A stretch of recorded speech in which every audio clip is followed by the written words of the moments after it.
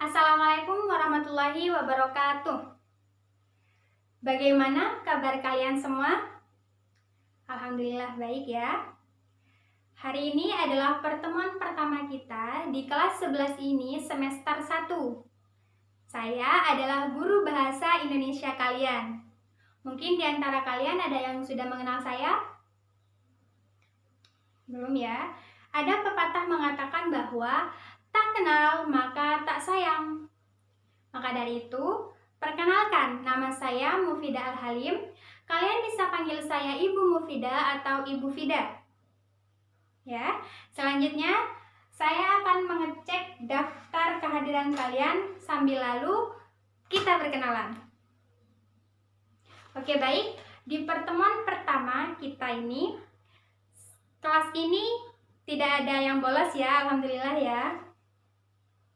Nah, selanjutnya sebelum saya memberitahu kalian materi apa yang akan kita pelajari pada hari ini, saya akan membagi kalian menjadi 3 kelompok. Bangku sebelah kiri, kelompok pertama, bangku tengah, kelompok kedua, bangku kanan, kelompok ketiga. Sudah ya?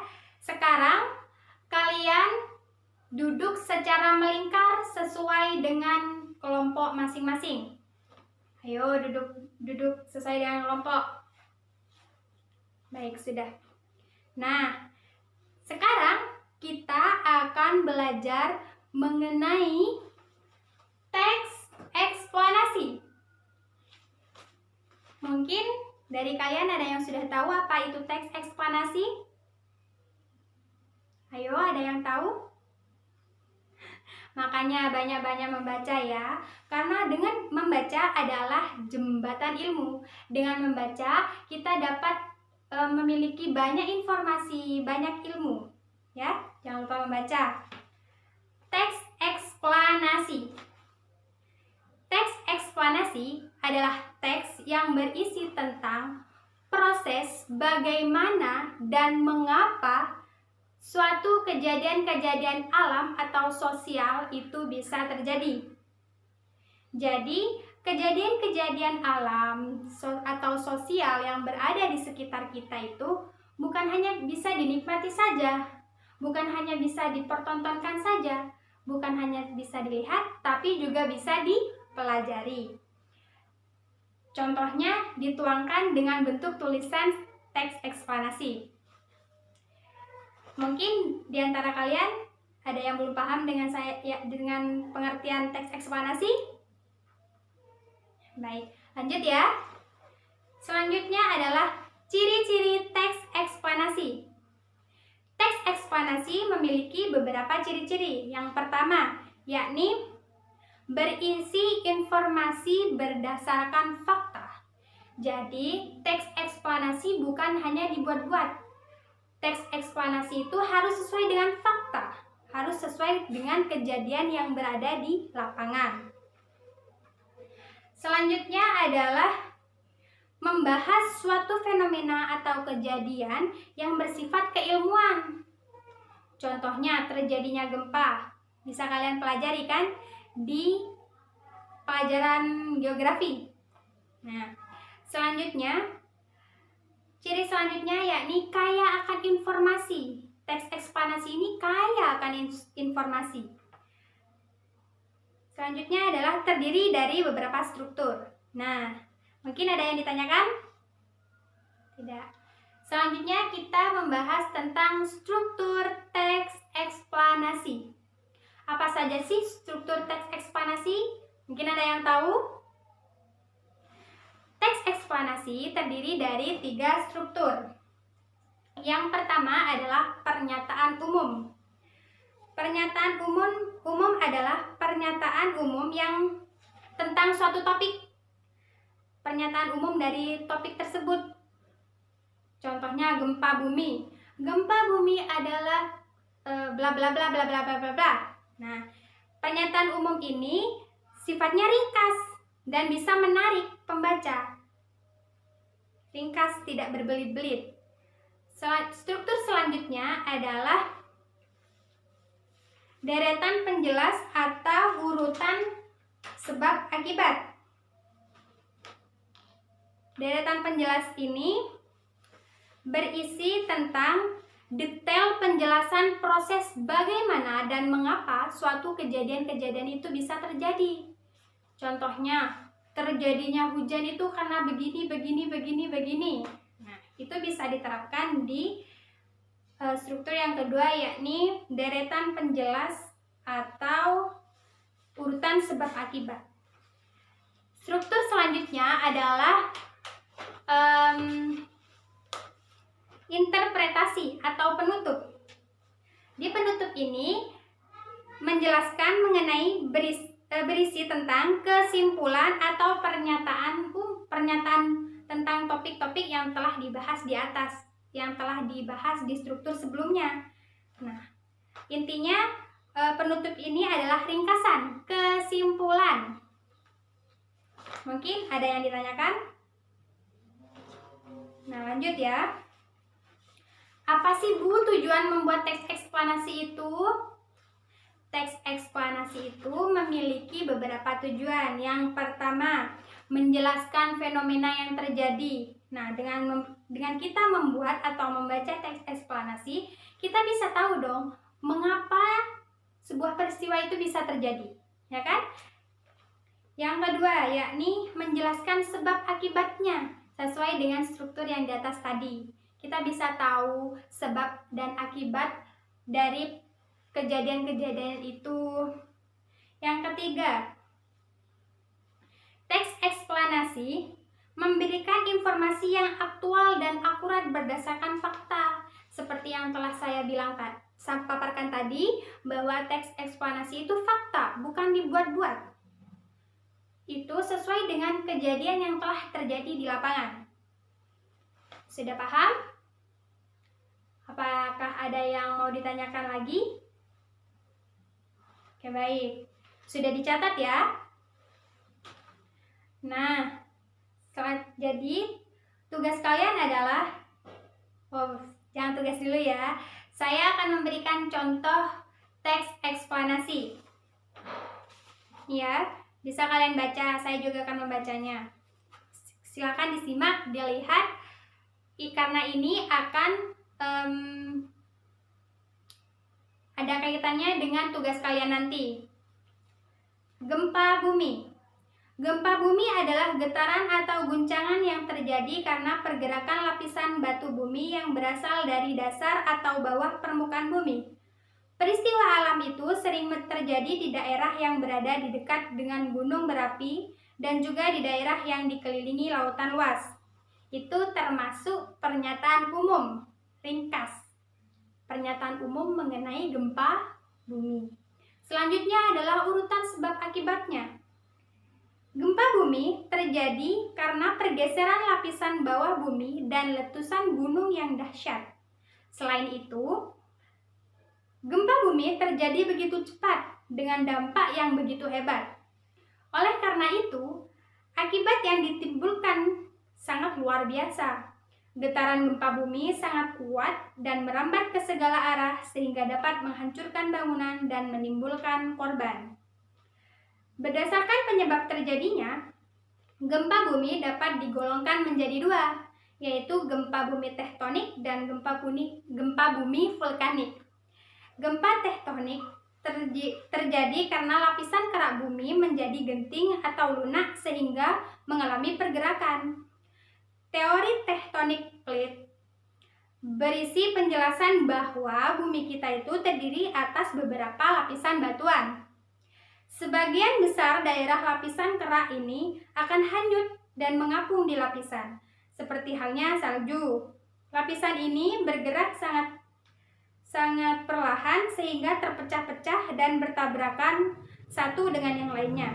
Itulah sebabnya mengapa gempa bumi terjadi. Sementara itu, gempa bumi vulkanik terjadi karena adanya letusan gunung berapi yang sangat dahsyat. Gempa vulkanik ini lebih jarang terjadi jika dibandingkan dengan gempa tektonik. Nah, itu adalah urutan sebab akibat. Sebab akibat dalam topik gempa bumi. Nah, sekarang kita bacakan kesimpulannya ya. Struktur yang ketiga yakni kesimpulan. Gempa bumi dapat terjadi kapan saja tanpa mengenal musim. Meski demikian, konsentrasi gempa cenderung terjadi di tempat-tempat tertentu saja, seperti pada batas plat Pasifik. Tempat ini dikenal dengan lingkaran api karena banyak gunung berapi. Nah, dari contoh teks eksplanasi tadi, saya sudah paparkan kan yang mana yang pernyataan umum, urutan sebab akibat, dan kesimpulannya. Benar kan, teks eksplanasi itu kaya akan informasi. Setelah membaca tadi, kita bisa tahu kan bagaimana gempa bumi itu terjadi, mengapa, dan apa akibatnya, ya kan? Mungkin ada yang ditanyakan? Nah, tugas kalian kali ini adalah kalian membuat teks eksplanasi dari sebuah video yang akan saya tayangkan sekarang. Videonya berdurasi 3 menit. Maka simak baik-baik, dengarkan dan tuangkan ke teks eksplanasi secara berkelompok ya, bukan individu. Silakan ditonton.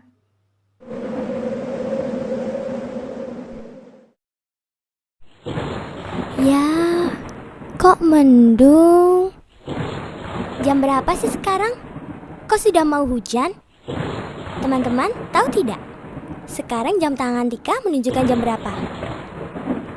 Ya, betul, jam 1 siang.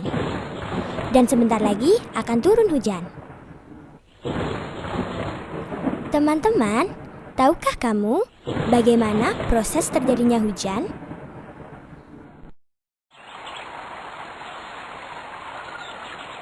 Nah, begini prosesnya. Hujan pada mulanya berasal dari air yang berada di permukaan bumi, seperti air laut, danau, sungai, dan sebagainya, yang tersinari matahari, yang kemudian air tersebut menguap atau menjadi uap dan melayang ke udara. Air yang menguap atau menjadi uap melayang ke udara, dan akhirnya terus bergerak menuju langit. Dengan bantuan angin, uap air membentuk awan. Akibat angin atau udara yang bergerak, awan-awan saling bertemu dan membesar menuju langit atau atmosfer bumi yang suhunya rendah atau dingin, dan akhirnya membentuk butiran es dan air. Karena berat dan tidak mampu ditopang oleh angin, akhirnya butiran-butiran air atau es tersebut jatuh. Lalu turunlah hujan tersebut sampai ke bumi. Asik! Hujannya sudah reda. Suasana menjadi cerah kembali. Segarnya. Wah. Teman-teman, air hujan akan mengalir dari hulu ke hilir, atau dari tempat yang tinggi menuju tempat yang lebih rendah, dan akan bermuara ke laut. Nah, begitulah proses terjadinya hujan. Sekarang teman-teman pasti sudah tahu, bukan? Teman-teman, perlu diketahui bahwa hujan juga bisa mengakibatkan bencana loh, yakni banjir. Nah, banjir disebabkan karena kita tidak menjaga kebersihan lingkungan. Sekarang, pastinya teman-teman sudah tahu bagaimana proses terjadinya hujan. Asik ya? Nah, sudah kan? Saya akan memberi waktu kalian selama 20 menit untuk menulis teks eksplanasi tersebut. Setelah mencapai batas waktu, perwakilan kelompok maju ke depan untuk memaparkan hasil teks eksplanasi yang telah kalian buat, serta tunjukkan struktur-strukturnya.